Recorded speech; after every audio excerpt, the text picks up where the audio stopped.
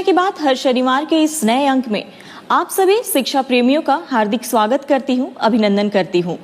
आज पुनः आप सभी शिक्षकों के द्वारा पूछे गए सवालों के जवाब के साथ हमारे बीच मौजूद हैं शिक्षा विभाग के अपर मुख्य सचिव doctor S Siddharth sir. Sir बहुत बहुत स्वागत है आपका। सर पिछली बार हमने TRE 3 के प्रश्नों पर बात की थी, सर उस संबंध में आप कुछ कहना चाहेंगे? देखिए, मैंने पिछली बार कहा था कि हम लोग TRE 3 का पोस्टिंग हम लोग कर देंगे और ऑलमोस्ट बन गया है। कल सबसे पहले प्रथम 11 जिलों का हम लोग पोस्टिंग ऑर्डर निकालेंगे, मंडे को दूसरे 11 जिलों का निकालेंगे और ट्यूसडे को बाकी जिलों का निकालेंगे। और सभी जो भी टीचर्स जिनको स्कूल अलॉटेड है, ये आदेश उनको दिया जा रहा है कि वो 15 तारीख, इस महीने की 15 तारीख से पहले अपने अपने स्कूल ज्वाइन कर लेंगे और शैक्षणिक कार्य संचालन करेंगे। तो मैं चाहूँगा कि वो सभी जो टीचर्स हैं वो अपने अपने स्कूल्स ज्वाइन करें और ये हो सकता है कि उसमें किसी को कोई समस्या हो, अपनी व्यक्तिगत समस्या हो, लेकिन क्योंकि नई बहाली है इसलिए सभी को अपने अपने फर्स्ट पोस्टिंग जिलों में ज्वाइन करना आवश्यक है और बाद में अपनी जो व्यक्तिगत समस्या है वे DO के माध्यम से राज्य मुख्यालय को भेज सकते हैं। तो मेरी सबको ये शुभकामनाएं हैं कि सभी लोग अपना ज्वाइन करेंगे। साथ ही साथ नेक्स्ट वीक हम लोग TRE 1 और TRE 2 के महिलाओं का स्थानांतरण जो दूरी के आधार पर है उसको टेकअप करेंगे। आपको ज्ञात होगा कि हम लोगों ने पिछले सप्ताह तक जितने भी विशेष समस्याएं हैं, बीमारी है, विकलांगता है, पति पत्नी है और उसके छूटे हुए मामले भी हम लोगों ने टेकअप कर लिए हैं। अब केवल बच गए हैं हमारे महिलाओं से संबंधित जो दूरी वाला है। तो TRE 1 और TRE 2 के भी हम लोग अगला सप्ताह टेकअप करेंगे और सभी को अपने अपने जो लॉगिन ID है ई-शिक्षा कोर्स, उसमें जानकारी प्राप्त हो जाएगी। इसलिए इधर उधर जानकारी के लिए आप लोग भटके नहीं। आपको अपने ई-शिक्षा कोर्स के लॉगिन में पहले तो SMS जाएगा और SMS जाएगा जिसके माध्यम से आप ई-शिक्षा कोर्स के लॉगिन में अपना अपना स्थानांतरण जिला देख सकेंगे। दूसरा एक मैं जानकारी ये देना चाहूँगा कि परसों मुझे एक पत्र मिला था अपने डाक में। मैं यूजुअली सभी पत्र बड़े ध्यान से पढ़ता हूँ, बहुत सारे लोग मुझे पत्र लिखते हैं।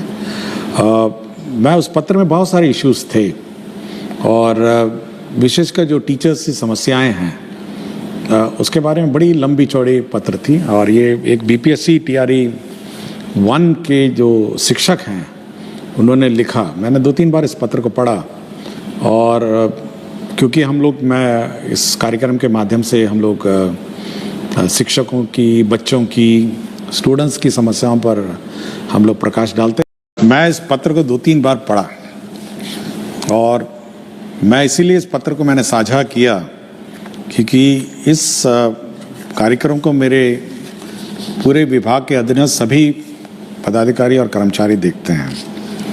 और एक टीचर की वेदना जो है ना, जब वेतन समय पर नहीं मिलने का, उस वेदना को मैं बार बार हर मीटिंग में, जितना भी वीडियो कॉन्फ्रेंसिंग की मीटिंग होती है, मैं उनको कहता हूँ और ये मैं बार बार उनको चेतावनी देता हूँ। और आखिरी लास्ट टाइम मैंने जब मीटिंग किया था तो मैंने यहाँ तक चेतावनी उनको दे दी कि जब तक शिक्षकों का वेतन नहीं मिलेगा तब तक कार्यालय में जो पदाधिकारी हैं और कर्मचारी हैं ग्रुप D छोड़ के, उनका वेतन की निकासी नहीं की जाएगी। मैंने यहाँ तक लास्ट टाइम कह दिया। और इस शिक्षक जो मुझे लगा TRE 1 के बहुत ही कमिटेड टीचर है, मतलब ये मेरे विचार से जब मैंने पत्र को बड़े ध्यान से पढ़ा तो मेरे मापदंड में बहुत एक आदर्श टीचर है, मतलब एक टीचर जिसकी मैं परिकल्पना करता हूँ और शिक्षा व्यवस्था जिसके कंधे पे है। और मेरा बहुत उम्मीद है ये TRE 1, TRE 2, TRE 3 और सक्षमता पास जो टीचर हैं कि इस प्रकार की भावना और इस प्रकार का जो मतलब कमिटमेंट है, यही हम सभी शिक्षक से चाहते हैं। ये उसका दूसरा उद्देश्य था। लेकिन अब जो देख के मुझे लगा कि हमारे शिक्षक कार्यालय, शिक्षा विभाग का कार्यालय जो है, अब वेतन तभी उसकी निकासी होनी चाहिए जब हमारे टीचर्स का वेतन पहले निकासी होगा। सबसे पहले जो फर्स्ट राइट है, पहले टीचर्स का वेतन निकासी होगा, उसके बाद ही हमारा जो सरकारी कार्यालय है उसका होगा। यह मैं पहले भी कह चुका हूँ और मैंने लास्ट टाइम इसकी चेतावनी भी दी थी।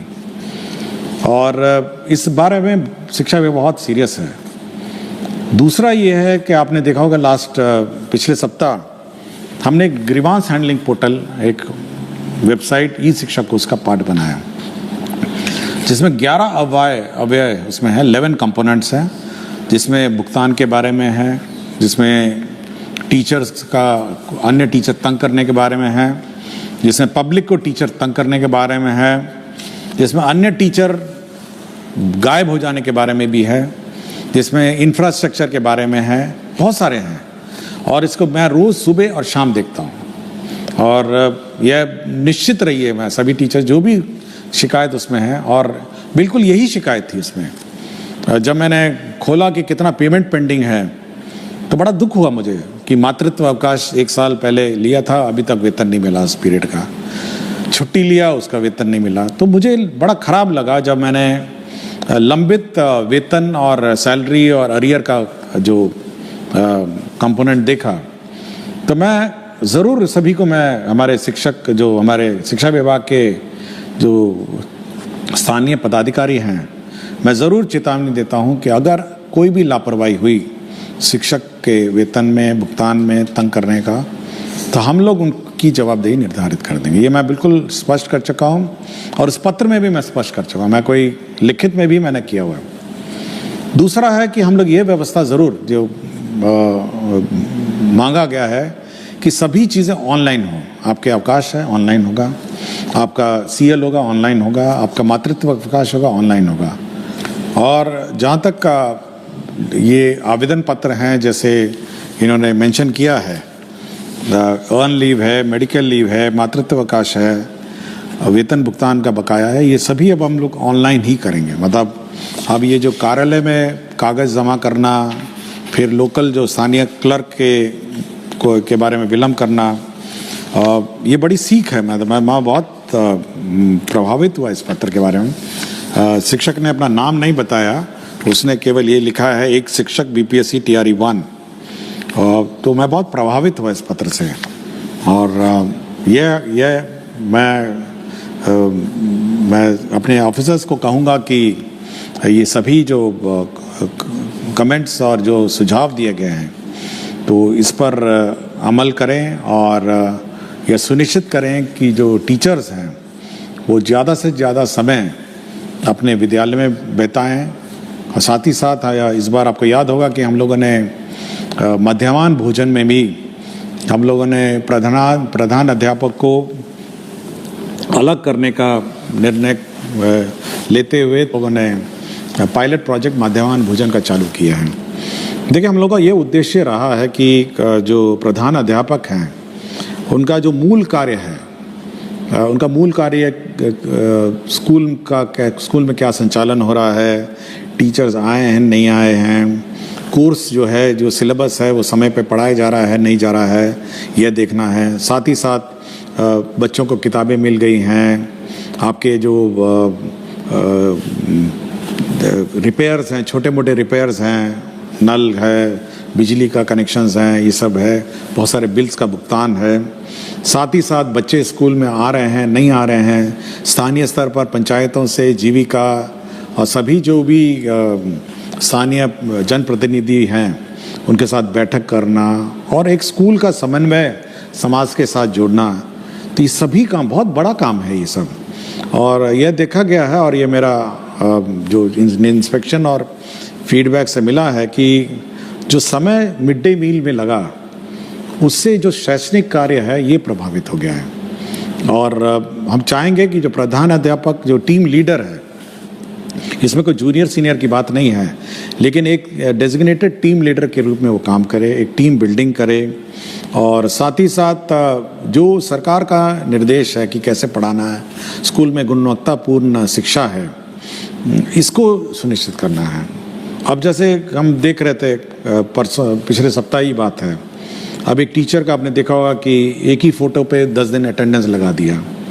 तो यह भी काम प्रधान अध्यापक का है कि जब वो टीचर आ नहीं रहा है और उसका अटेंडेंस लग रहा है तो ये चेक करके ये पता करना कि भाई अटेंडेंस लग कैसे रहा है। तो ये फर्जीवाड़ा जो अटेंडेंस का हुआ पिछले सप्ताह जो एक मामला प्रकाश में आया, ये सब पर निगरानी रखना भी प्रधान अध्यापक का है। तो एज अ टीम लीडर जो प्रधान अध्यापक का है उसका काम है कि स्कूल का संचालन सरकार के नियमानुसार चले और बच्चों की गुणवत्तापूर्ण शिक्षा उनको उपलब्ध हो, और साथ ही साथ समाज में पेरेंट्स हैं, पीटीए मीटिंग, बहुत काम है, इतना सारा काम उसको है। अगर मैं गिनवाने लग जाऊं तो 1 घंटा और लग जाएगा। तो बहुत सारा काम है जो प्रधान अध्यापक के जिम्मे हैं। कोर्स समय पर हो, परीक्षाएं समय पर हो, मंडे टेस्ट समय पर हो, वीकली टेस्ट समय पर हो, तो बहुत सारी चीज़ें हैं। होमवर्क टीचर्स दे रहे हैं, क्लास में वर्कबुक करेक्ट हो रहा है। तो ये सारा जो ये कार्यक्रम है ये प्रधान अध्यापक के जिम्मे है। और मैं जिसने भी इतना लंबा पत्र बड़े हाथ से लिखा हुआ था, तो बहुत सुंदर हैंड राइटिंग थी। मैं हैंड राइटिंग देख के मैं एक बार रुका कि इतनी सुंदर लिखाई है, उसको देख के मैं बहुत ही प्रसन्न हुआ और मैं बैठ के मैंने इसको 3-4 बार पढ़ा।